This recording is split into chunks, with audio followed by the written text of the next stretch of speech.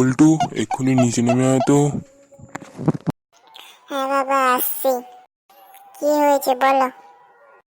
কি হয়েছে বলো মানে? পড়তে বসতে হবে না? কেন, তুমি আজ আমাকে পড়াবে? আমার প্রাইভেট মাস্টার আসবে না আজ?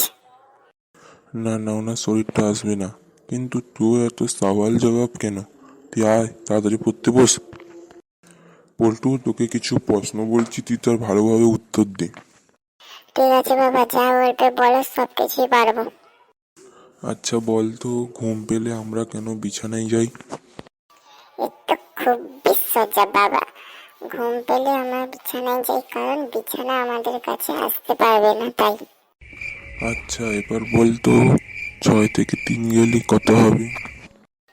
এটা জানি না বাবা। তুই এত বড় হয়ে গেছিস, 6 থেকে 3 গেলে কত হয় তুই জানিস না? তুই আস্ত একটা গরু। বাবা, তুমি এটা একটু ভুল বলে দিলে। আমি এখনো বড় হইনি, আমাকে তাহলে তুমি বাছুর বলবে। কি ছেলে রে বাবা! ঠিক আছে ঠিক আছে, এবার বল তো, বিদ্যুৎ উৎপাদন না হলে আমাদের সাথে কি হতো? এ তো খুবই সোজা, আমাদের হ্যারিকেন জ্বালিয়ে টিভি দেখতে হতো। ঠিক আছে, এবার বল তো, মরুভূমির একটি প্রাণীর নাম। বাবা, উঠ। খুব ভালো বললি। এবার আর একটা প্রাণীর নাম বল তো।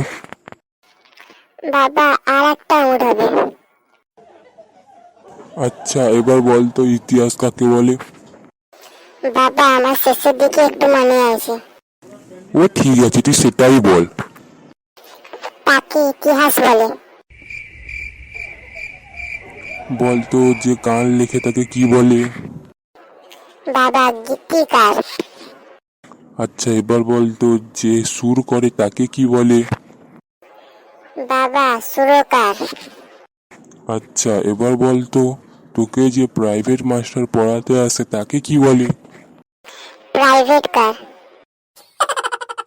আচ্ছা এবার বল তো, একটা হাতি আর পিঁপড়ের মধ্যে তফাৎ কোথায়? এ তো খুবই সোজা।